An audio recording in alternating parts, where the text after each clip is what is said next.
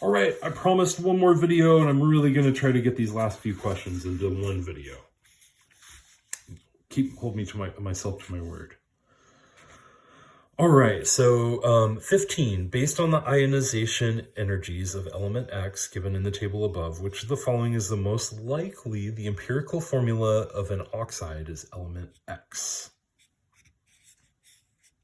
So there's a few skills here. Okay, definitely would want to know 1.7 periodic trends, so you could pick apart what's going on with ionization energy here. And then 1.8 is going to be helpful too, because it talks about valence electrons. And that will tell you how much things are going to bond with each other, right? How many valence electrons they have, so how they will bond and in what proportions. So the first thing that we can do is we can look at this and look for a big jump. And what we see right here is that there is a big jump.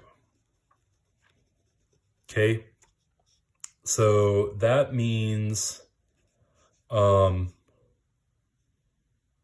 fourth and fifth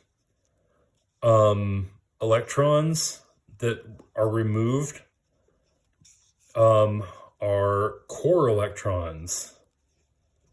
Okay, and then that also means that the first through third electrons are valence. And that's for reasons that we talked about in a previous question that also had to do with ionization energies. Number 5. So go back and listen to number 5 to get the scoop on that. So we know 3 valence electrons, right? The core electrons are harder to remove, so we see that it takes way more energy to remove them because they're closer to the nucleus. Okay, so X has 3 valence electrons. Okay. That's important to know because it will, it's going to lose those 3, okay, because it's less than 4. Now, what about oxygen? Well, if we look at oxygen on the periodic table, it's in group 6 of the main group element, so it's going to have 6 valence electrons. Oxygen has 6 valence electrons, so it's going to do what? It's pretty close to 8 already, so it's going to gain 2, okay?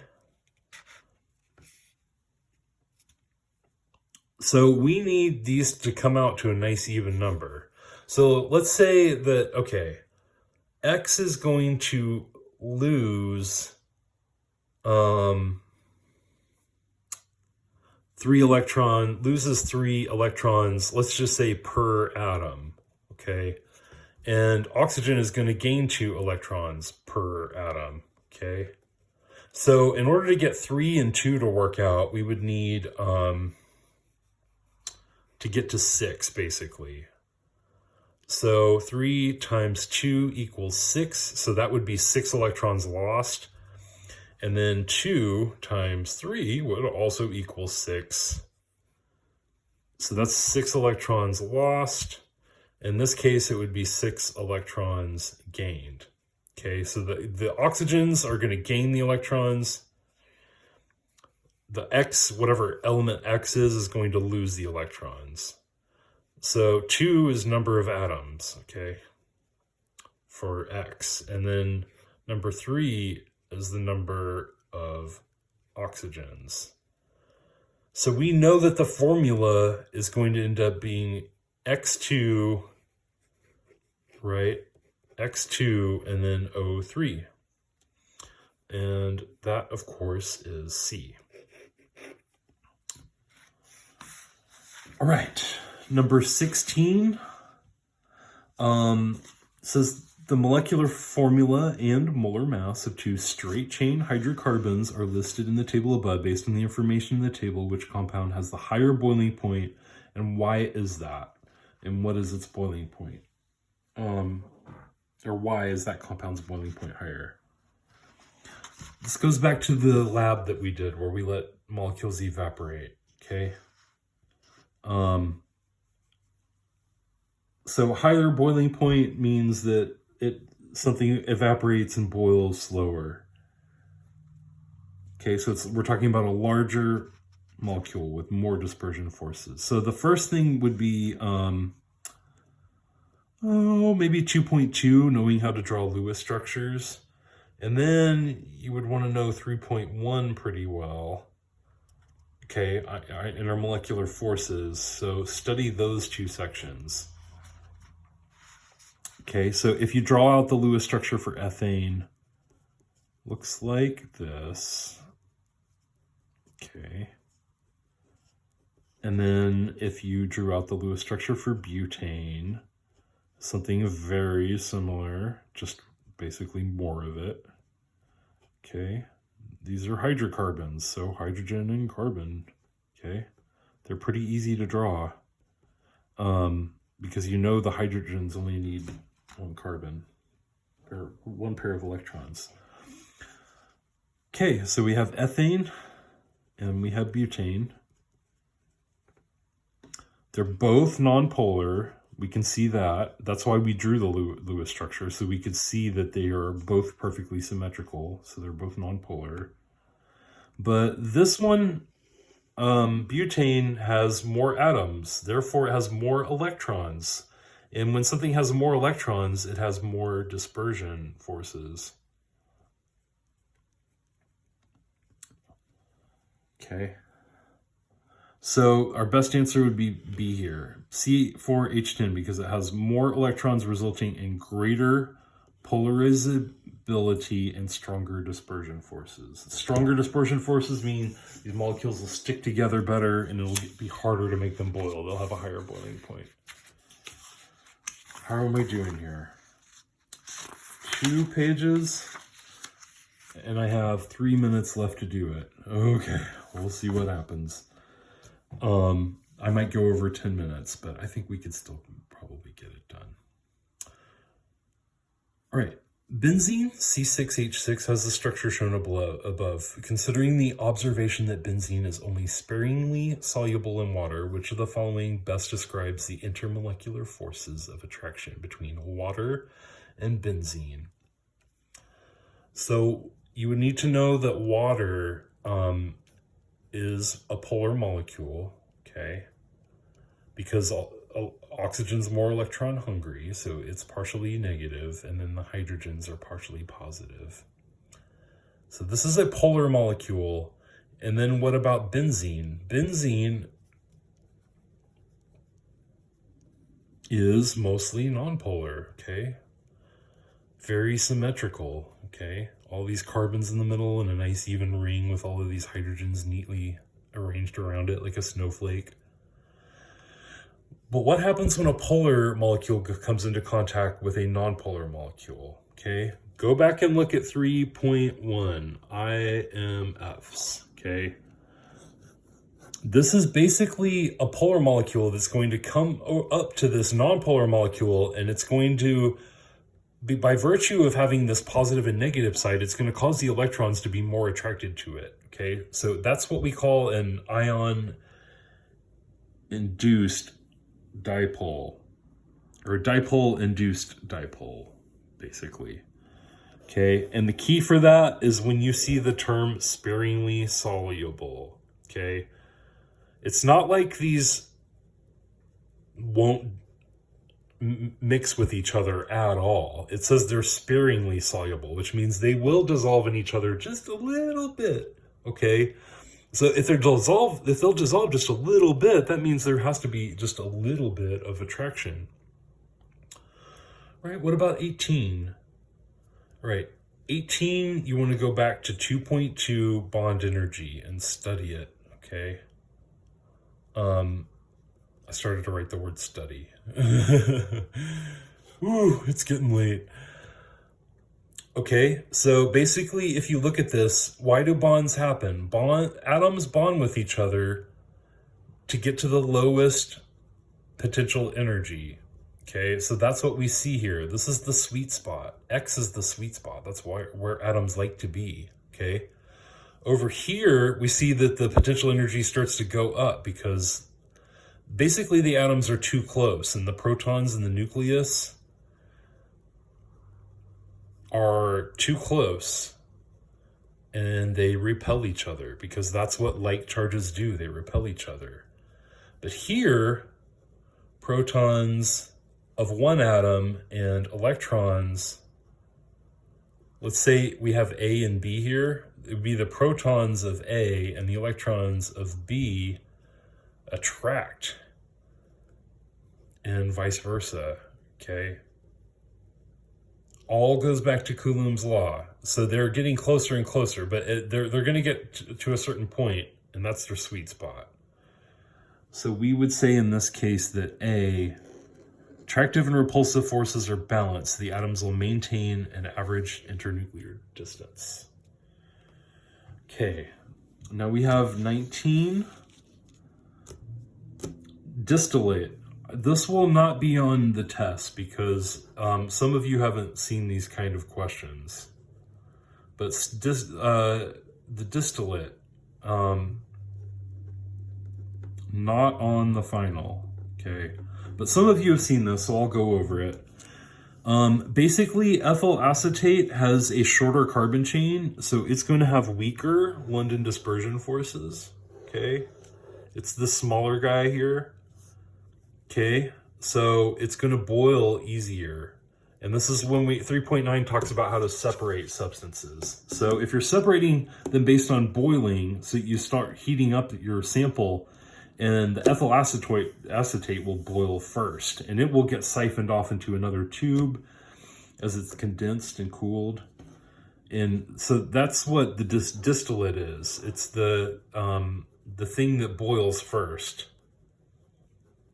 and is collected in a smaller tube. Right.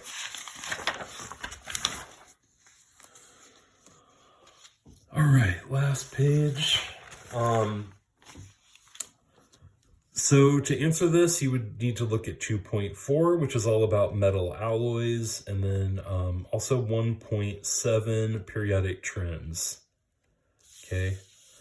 Now, it already tells us that gold and palladium have very similar atomic radii, right? Here's gold, here's palladium, okay? Not that far from each other. Okay, pretty close. So we know they're going to have about the same size. So basically, we would just say, okay, well, this is 75% gold, okay?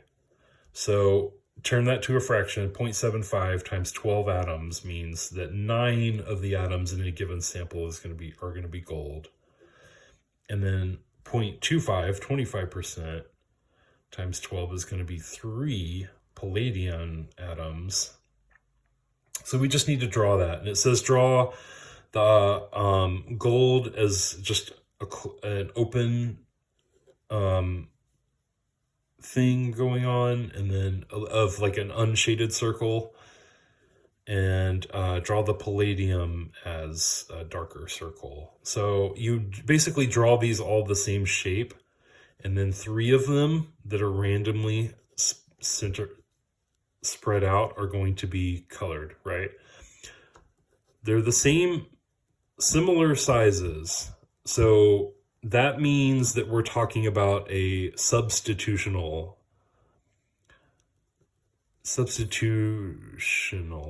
alloy.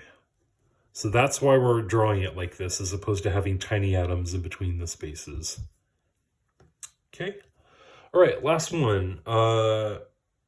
21. We have the first ionization energies for sodium and potassium. Okay. So just to give some background, sodium and potassium are right next to each other in the periodic table, but potassium is lower, okay, but they're both in the same group. So first it says write the electron configuration for a potassium plus ion. So potassium plus means it lost an electron, right? So that means instead of having 19 electrons, it's going to have 18. So 19 minus 1 equals 18 electrons. Okay, so we could use the periodic table to write out. Okay, so first we have the 1 energy level, and there's S, and there's 2 electrons. So we would write 1s2. Right, now that we go to the second energy level, okay, this is 2s2, 2s, which will hold 2 electrons. And then we have the p's over here. This would be 2p6, 2p6 electrons. So we're up to 10 now. And then we would come down to the third energy level, so 3s2. And then the third 3p6 after that. So 6, 7, 8, 19, 11, 12, 13, 14, 15, 16, 17, 18. That gives us 18 electrons. So we stop there. We're good. If it wasn't an ion, we could add one more, and then we would put a 4s1 after that to get to potassium, but we don't need to do that. Okay, look at 1.5 to study and remember how to do that. B, based on principles of atomic structure, explain why the first energy of K is lower than the first ionization energy of Na. So, principles of atomic structure.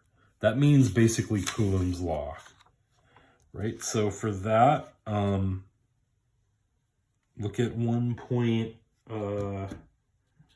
I believe it's 1.3. Yeah, atomic structure. But basically, if you look at these two, Na is at the third row, or third row down. So that means it has 3 energy levels. Potassium is in the fourth, so it has 1, 2, 3, 4 energy levels. Okay, so basically there are more shielding electrons here.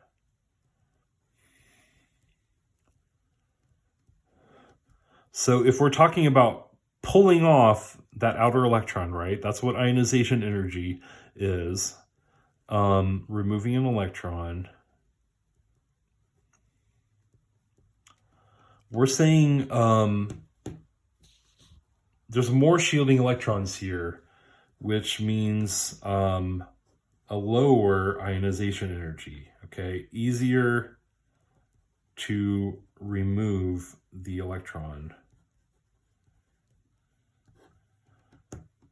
Okay, so that's what you would put in this box, okay?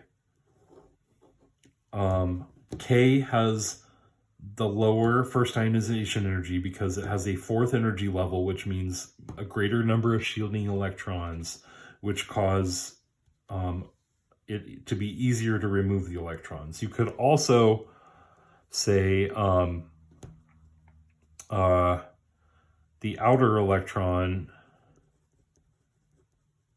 is further from the nucleus. Okay, so there's a greater distance or greater atomic radius, which equals lower ionization energy, less attraction to the outer electron. All right, that's it. I hope this helps you. Email me if you have any questions. But other than that, have a good night.